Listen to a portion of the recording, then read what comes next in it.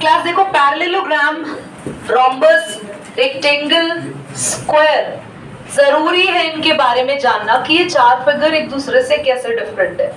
हाँ, आप लोग सब रेक्टेंगल को जानते हैं, रेक्टेंगल ये है, स्क्वायर ये है, कुछ ऐसा तुम लोगों को पता है। और स्क्वायर जैसा ही देखने में पैरेललोग्राम लगता है और पैरेललोग्राम जैसा ही देखने में रोम्बस लगता है, तो ये सब सेम से ही लग रहे हैं। So this is your rectangle, जो कि बचपन में ज्योमेट्री बॉक्स के नाम से जाना जाता था।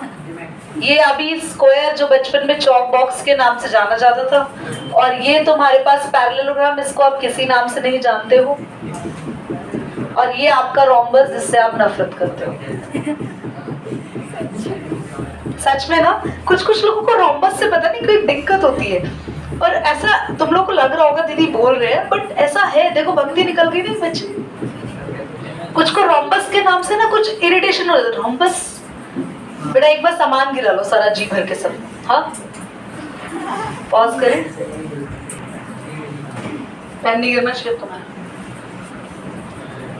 तो ये जो चार चीजें हैं, इनमें स्क्वायर और रेक्टेंगल दोनों ऐसी चीजें हैं जिनमें काफी ज्यादा सिमिलैरिटी है। एंगल्स ध्यान से देखो तो 90 डिग्री है सारे। और ये बॉक्स जहां बना ना, आधी 9th क्लास का तो बचपन बीत जाता है, उन्हें पता नहीं चलता है कि ये एंगल्स 90 डिग्री के होते हैं। ये बॉक्स 90 डिग्री एंगल है। रेक्टेंगल और स्क्वायर में एक सिमिलैरिटी पता चल गई, चारों एंगल 90 डिग्री के होते हैं। साथ ही स्क्वायर और रेक्टेंगल में एक और सिमिलैरिटी है, जो इनके डायगोनल है वो एक दूसरे को इक्वल काटते हैं, इक्वली बाइसेक्ट करते हैं। इसका मतलब है, अगर मैं इसको नाम दूं ABCD और सेंटर में O लिखूं, तो OA OD के इक्वल होगा, OB OC के इक्वल होगा। इसका भी अगर नाम दे हम, और इसके साथ भी सेम है, डायगोनल एक दूसरे को इक्वली बाइसेक्ट करते हैं। तो OA लाइन किसके इक्वल होगी? OC के, और OB OD के। और बच्चों इक्वल बाइसेक्ट तो करते हैं, पर जहां डायगोनल एक दूसरे को कट करते हैं तो वहां पर भी 90 डिग्री एंगल बनाते हैं।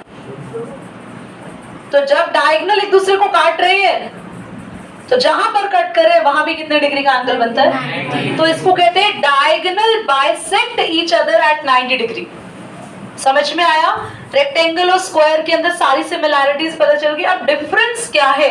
डिफरेंस ये है, यहाँ सारी साइड्स इक्वल होती हैं, पर यहाँ सिर्फ ऑपोजिट साइड्स। बस ये डिफरेंस है, और बाकी ये दोनों चीजें आपस में बिल्कुल सेम है। Is it clear to everyone? चलिए आए इन दोनों को देखें अब।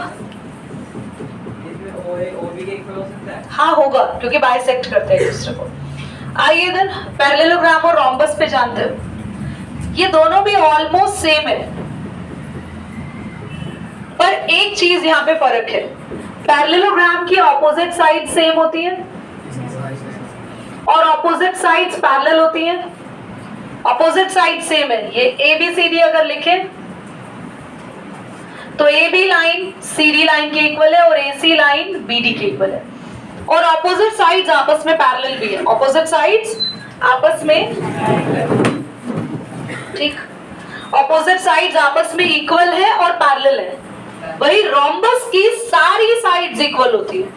रोम्बस एक स्क्वायर के जैसा है, रोम्बस की सारी साइड्स इक्वल है। रोम्बस की सारी साइड्स इक्वल और पैरेललोग्राम की सिर्फ ऑपोजिट साइड्स इक्वल। ये याद हो गया पॉइंट। दूसरा, पैरेललोग्राम की ऑपोजिट साइड्स पैरेलल है, मतलब AB पैरेलल CD के है, AB पैरेलल CD, और बोलो AC BD, opposite side parallel. वही रोम्बस की भी ऑपोजिट साइड्स पैरेलल है। AB पैरेलल होगा, बोलो CD के, AB पैरेलल CD और AC पैरेलल BD। तो यहाँ भी सेम, ऑपोजिट साइड्स इसकी भी पैरेलल है, ऑपोजिट साइड्स इसकी भी पैरेलल है, पर इसकी सिर्फ ऑपोजिट साइड्स इक्वल है और उसकी सारी साइड्स इक्वल है। क्या ये चीजें क्लियर होगी? साथ ही डायगोनल्स दोनों के एक दूसरे के बाइसेक्ट करते हैं। बिल्कुल एक दूसरे के डायगोनल एक दूसरे को बाइसेक्ट करते हैं। ये पॉइंट्स आपको याद रखने हैं जो मैंने लिखवाए हैं। ये आपको असर्शन और रीजन में काम आएंगे। एमसीक्यू क्वेश्चन आने लग गए हैं आजकल, तो वहां पर आपको ये काम आएंगे। ठीक है, पॉज कर दो। तो very nice question by Shivam कि रोम्बस और स्क्वायर सेम हुए, पर स्क्वायर के चारों एंगल्स 90 है, यहाँ 90 नहीं है चारों एंगल्स। ओके, बाकी सारी चीजें सेम मैथ दिख रही होगी ना, और है भी, बट चारों एंगल्स 90 है स्क्वायर में, जो कि रोम्बस में नहीं है। बातें क्लियर हो गई? अब आते हैं, हमारे पास एक आखिरी क्वेश्चन है, आज हम 8.1 को खत्म करेंगे। तो न्यू बुक का क्वेश्चन नंबर 2 है, ओल्ड बुक का बाकी सारे बच्चे आज मैं बता रही हूँ, नेक्स्ट टाइम से आप सभी अपनी एक्सरसाइज को मॉडिफाई कर लेंगे। ओल्ड बुक का है क्वेश्चन नंबर 4। ओल्ड बुक का क्वेश्चन नंबर 4 है। न्यू बुक का क्वेश्चन नंबर 2 है, show that the diagonal of a square are equal and bisect each other at right angle. काफी बड़ा क्वेश्चन है, सबका ध्यान और फोकस यहाँ होना चाहिए। पॉज करो एक बार। क्वेश्चन नंबर 2 या न्यू बुक का क्वेश्चन नंबर 2 है एंड ओल्ड बुक का क्वेश्चन नंबर 4 है। स्टार्ट करें। It's a very very important question. अब पूरा फोकस यहाँ पे, और आज की क्लास में हम 8.2 भी स्टार्ट कर देंगे। 8.2 अगर न्यू बुक में देखें हम लोग तो मिड पॉइंट थ्योरम है हमारे पास, और 6 क्वेश्चंस है। पुरानी बुक में कितने क्वेश्चंस है? आई थिंक 7 या 8 थे, 7 थे। तो एक क्वेश्चन डिलीटेड है, वो देख लेते हैं कौन सा। लास्ट है हमारे पास ABCs, ये है हमारा ये question. show that the line segment joining the midpoint in the opposite side of quadrilateral bisect each other। ये नहीं है, क्वेश्चन नंबर 6 नहीं है, और न्यू बुक का, ओल्ड बुक का। ठीक है, वापस आओ। तो हमारे पास 8.1 का जो क्वेश्चन हम लोग करने वाले हैं, क्वेश्चन कह रहा है, क्वेश्चन का खोल दिया तुमने, ये show that the diagonal of a square are equal and bisect each other at given क्या है? ABCD is a square. Given आप साथ साथ लिख लो एक बार। To prove, हाँ बना रहे, diagonals of square are equal and bisect at 90 degree। मैं पॉज तो करूँ यार। क्लास स्टार्ट करते हैं। हमारे पास यहाँ पे we have a square, can you see this? सबको स्क्वायर दिख रहा है यहाँ पे?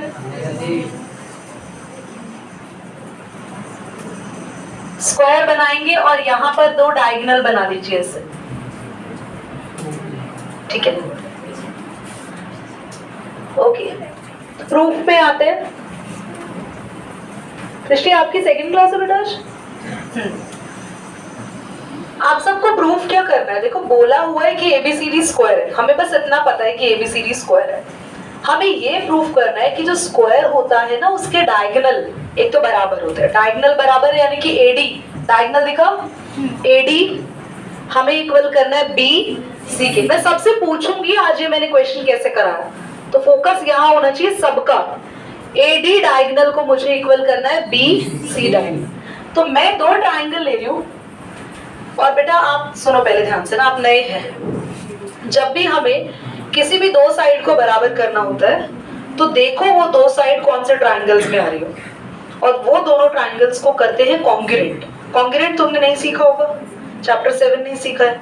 अब इतना सीखो कि अगर तुम्हारे पास 2 ट्राइंगल है, इनकी कोई भी 3 साइड आप इक्वल कर पाओ, चाहे कोई भी 3 साइड में कोई भी 3 चीजें ले लो, चाहे 2 साइड ले लो, एक एंगल ले लो, चाहे 2 एंगल ले लो, एक साइड ले लो, आपकी मर्जी है, पर वो बराबर होनी चाहिए।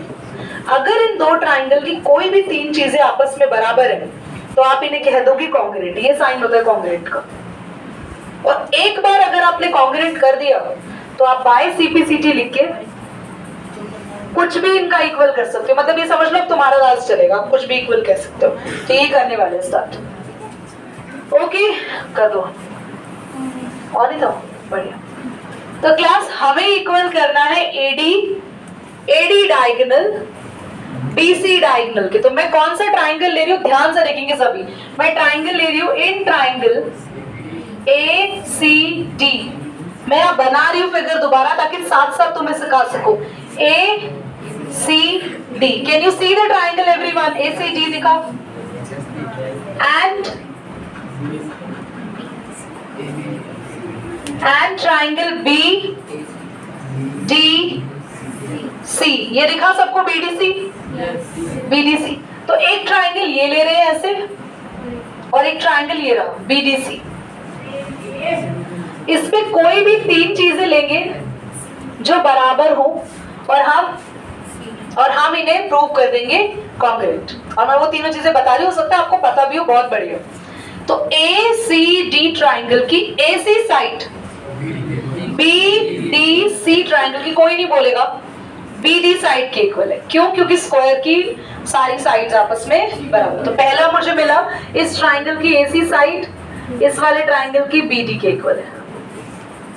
बढ़िया, ठीक है। उसके बाद ए सी डी ट्राइंगल को ध्यान से देखो, अगर ये हटा दो थोड़ी देर के लिए, तो इस ट्राइंगल के अंदर ये एंगल सी, तो एंगल सी का नाम लिखना ए सी डी, नाम ऐसे लिखते हैं। सी हमेशा सेंटर में, जिस पर एंगल बन रहा है वो नाम हमेशा, वो लेटर हमेशा सेंटर में। सत्यम समझ में आ रहा है? जिस पर एंगल बन रहा है वो लेटर हमेशा ए सी डी बराबर होगा। दिख रहा है ना सबको यहाँ पे? ए सी डी बराबर होगा इस ट्राइंगल के अंदर 90 डिग्री का एंगल कहाँ होगा? यहाँ पे डी पे। तो इसका नाम होगा बी डी, दोनों बराबर। और अब ध्यान से देखना, जिन बच्चों को नहीं पता ना, जिन्होंने नहीं सीखा, उन लोगों के लिए फोकस करो। जिन्होंने सीखा मुझसे चैप्टर 7, उनके लिए बहुत आसान है। गुड। ए सी डी ट्राइंगल में सीधी लाइन आ रही है और बी डी सी ट्राइंगल में भी सीधी लाइन आ रही है। तो अगर कोई लाइन दोनों ही ट्राइंगल में आती है तो वो भी हमारा एक रीजन बनता है। तो लिखेंगे C D equal to C D. अब रीजन नहीं दिए थे मैंने, यहाँ पे रीजन देंगे, ये हटा दो, इनके रीजन लिखने जरूरी है। तो पहला रीजन है sides of square, second reason है ईच 90 डिग्री, थर्ड रीजन है कॉमन। तो पहला रीजन क्या है? ये दोनों स्क्वायर की साइड थी रेयांश। सेकेंड रीजन क्या है? ये 90 डिग्री है। थर्ड रीजन है ये कॉमन है। अब हम लिखते हैं रूल बाय, सुन लो सभी ध्यान से। वैसे तो हम इसको लिख सकते थे side angle side rule, SAS, पर अगर पॉज करो, ऋषभ कौन सा रूल लिखे? RHS। देखो क्यों, जब भी 90 डिग्री रीजन यूज करो तो लिखेंगे बाय RHS, कॉन्ग्रुएंसी रूल। जो नए बच्चे हैं वो सीख लो, ऐसा लिखना पड़ता है। किस रूल से कर रहे हो आप अपने कॉन्ग्रुएंट? तो triangle A C D congruent हो गए, ट्राइंगल कॉन्ग्रुएंट हो गया, यस, ट्राइंगल कॉन्ग्रुएंट हो गए। अब ट्राइंगल कॉन्ग्रुएंट हो गए तो लिखेंगे बाय सीपी सीटी। अब काम आसान हो गया, डायगोनल इक्वल हो गए। पहला काम आसान हो गया, कौन से diagonal? A B A D equal to B C. क्यों हो गया एडी और बीसी इक्वल? क्योंकि एडी और बीसी जिन ट्राइंगल्स में आ रहे हैं हमने उन्हें क्या कर दिया? कॉन्ग्रुएंट के तीनों रीजन दोबारा समझो। क्या रीजन लिए थे हमने? सबसे पहले कहा ए सी बी डी इक्वल, क्योंकि स्क्वायर की साइड से। दूसरा कहा एंगल सी ईच 90। तीसरा रीजन लिया सी डी साइड, दोनों में आ रही थी कॉमन। तीनों रीजन की वजह से। और रूल कौन सा यूज किया? RHS। क्यों ये रूल यूज किया? क्योंकि हमारे पास एक रीजन था 90 डिग्री। पॉज करो, नोट करो, जल्दी करो नोट। तो क्वेश्चन थोड़ा सा बड़ा है। अभी बस हमने डायगोनल इक्वल करे, देखो ध्यान से देखो। अभी हमने एडी डायगोनल इक्वल करा है बीसी डायगोनल के, मैंने स्क्वायर नहीं बनाया, बस डायगोनल्स बनाए। अभी खाली ये क्रॉस वाली लाइंस बराबर हुई है। पर अभी ये प्रूव करना है, चाहे आज क्लास पूरी लग जाए या ज्यादा टाइम, इस क्वेश्चन को तो पूरा करा के भेजेंगे, लेंदी है कंप्लीट करा के भेजेंगे। ये 5 मार्क्स में आएगा, क्वेश्चन आएगा। तो ये जो क्रॉस हुआ ना, प्रूफ करना है कि ये क्रॉस जो हुआ है वो बिल्कुल बराबर है ओए लाइन और ओडी लाइन को इक्वल करना है हमें। अब बात समझे? और ओसी लाइन और ओबी लाइन, यानी कि अगर ये लाइन एक दूसरे को काट रही है तो बिल्कुल इक्वल काट रही है, इक्वल बाइसेक्ट कर रहे हैं। समझ में आ रही है मेरी बात? तो हमें अगर ओए को ओडी के इक्वल करना है और ओबी को ओसी के इक्वल करना है, तो मैं दो ट्राइंगल यहाँ ले रही हूँ, दिखाई सबको दे रहा होगा, एओसी स्टार लगा दिया मैंने, और बीओडी ट्राइंगल दिखा क्या? सबको ट्राइंगल दिखा? हम इन दो ट्राइंगल को कॉन्ग्रुएंट करेंगे और कॉन्ग्रुएंट करते ही बाय सीपीसीटी कह देंगे OA इक्वल टू OD और OB इक्वल टू OC। करने के लिए यहाँ पे मैं कुछ एंगल्स लिख रही हूं, ठीक ठीक। आइए जरा यहाँ पे जल्दी से तो लिखेंगे in triangle AOC and triangle BOD। कितने बच्चों को ट्राइंगल दिख रहे हैं? ट्राइंगल कितने को दिख गए? AOC। अपने दिमाग में इमेजिन करा करो AOC। Hands down everyone. Can you see the triangle AOC and BOD? चलिए 3 रीजन क्विकली ढूंढेंगे, क्विकली 3 रीजन मैं ही ढूंढूंगी और आपको बताऊंगी। धन्यवाद। तो AC साइड BD के इक्वल, उसके बाद हम ऑल्टरनेट एंगल्स ले रहे हैं। हालांकि कुछ बच्चे कह सकते हैं स्क्वायर में तो पैरेलल साइड्स होती ही नहीं है, पर स्क्वायर में साइड्स पैरेलल होती नहीं है, पर ध्यान दो ये दोनों साइड बिल्कुल सीधी होती है, तो दे आर एक्चुअली पैरेलल। वो कभी मीट नहीं करती। क्या स्क्वायर की 2 साइड, कभी ऐसा स्क्वायर देखा है तुमने? बन भी नहीं रहा मुंह से, तो मतलब समझ रहे हो ऐसा स्क्वायर कि ये साइड ऐसे टेढ़ी हो गई भाई थोड़ी सी है तो स्क्वायर ही नहीं देखा ना। स्क्वायर की साइड्स हमेशा कैसी रहती है? बिल्कुल स्ट्रेट पैरेलल रहती है वो, ठीक है। तो हम ले सकते हैं यहाँ पे एंगल 1 एंगल 2 के इक्वल, ऑल्टरनेट इंटीरियर एंगल। दूसरा रीजन मिल गया। पहला reason AC equal to BD।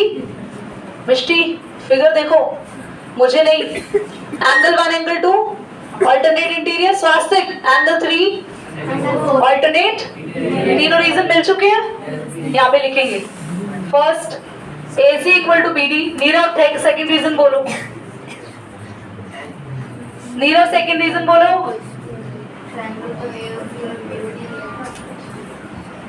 Nirav अभी 3 रीजन बताया बेटा, बोलो second third reason. Hands down. कहाँ लॉस्ट हो? अभी तो बताया एंगल 1 एंगल 2 के ऑल्टरनेट इंटीरियर और एंगल 3 एंगल 4 के ऑल्टरनेट इंटीरियर। बेटा नारियल पानी कोल्ड ड्रिंक कुछ चाहिए? क्या हो गया? अभी भी समझ नहीं आया?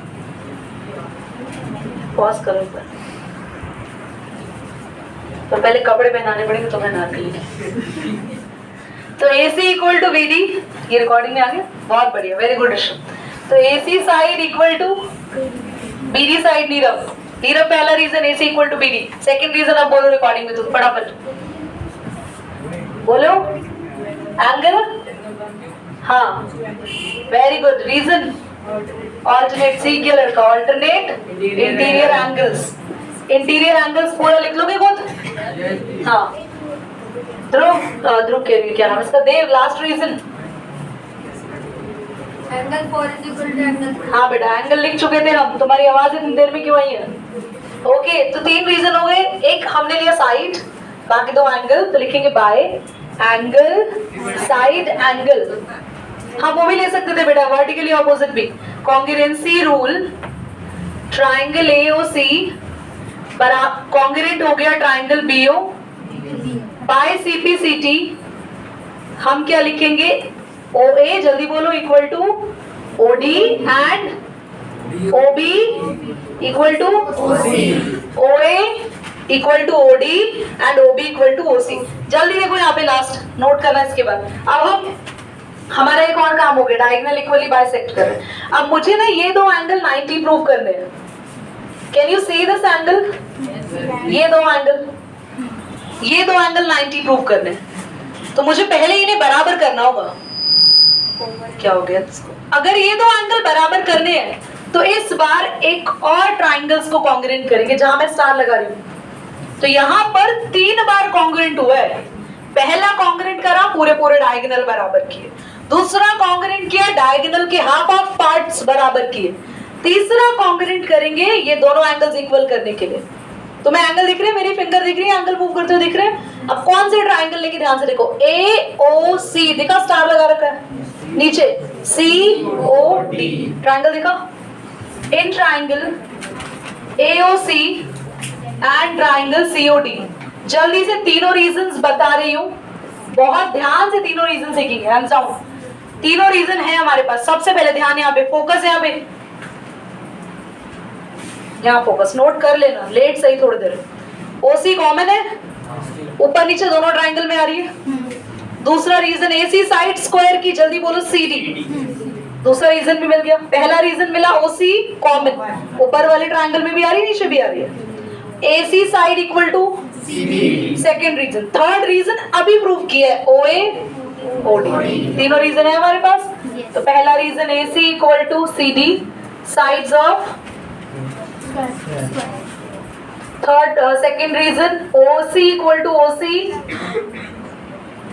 सबा थर्ड रीजन बोलो, सबा थर्ड रीजन बोलो। एक तो OC कॉमन हो गई, क्या हो गया ये कॉमन, एक बार पॉज कर, दोनों में आ रहा है OC, दोनों ट्रायंगल में। एक मैंने बोला AC साइड CD के इक्वल है, और एक इतना आसान रीजन दिया था, इस ट्रायंगल का OA और इस ट्रायंगल का OD। अभी तो प्रूफ किया है, OA इक्वल टू, रीजन क्या है, OA is equal to OT, proved above. अभी हमने प्रूफ किया। तीनों साइड है by SSS congruency rule, triangle AOC congruent हो गया ट्रायंगल CO, ठीक है। इस कॉन्ग्रुएंट से फायदा क्या हुआ, नाम दे रहे हैं इसको एंगल 4 और 5। बोर्ड पे देखो सभी, एंगल 4 और 5 बराबर हो गए बाय CPCT। कृष्णि दिख रहा है बेटा, एंगल 4 और 5 बराबर हो गए, क्योंकि तुमने इन दोनों ट्रायंगल को कॉन्ग्रुएंट किया। तो कॉन्ग्रुएंट किया तो अब तुम बाय CPCT कुछ तो इक्वल करोगे, बाय CPCT 4 और 5 बराबर हो गए। प्लीज तुम्हें समझ में आ गया, बढ़िया, बार बार इंडिकेट मत करो। 4 और 5 लीनियर पेयर्स है, देखा सबको, 4 और 5 लीनियर पेयर एक ही लाइन पे बन रहे हैं। तो लिखोगे 4 + 5 इक्वल टू 180। क्या रीजन दोगे, लीनियर पेयर। LP को लिख लोगे लीनियर पेयर सभी बच्चे। अब बताना जरा, 4 और 5 एक दूसरे से बराबर है, तो क्या मैं 4 को भी 5 या 5 को भी 4 लिख दूं? दोनों को 4 4 लिख दिया। कितने एंगल 4 दिख रहे हैं, जल्दी बोलो। डबल कर दे, और 2 180 को काट देगा, किस पर, एंगल 490। तो लास्ट में लिखेंगे hence diagonal bisect at 90 degree. मैं इसके लाइन ऊपर लिख रही हूँ, hence diagonals are equal and bisect at। एक बार मैं पूरे क्वेश्चन को रिपीट करूंगी, लेट सही क्लास पर रिपीट होगा पूरा क्वेश्चन। ध्यान से सुनो सभी, पेन डाउन, नोट करना, उसके बाद भेजेंगे। सबसे पहले वो बड़े बड़े डायगोनल इक्वल करे थे, वो तो समझ में आया था ना पहली बारी में। कौन कौन से ट्रायंगल लिए थे, ACD और B, ये लिए थे हमने।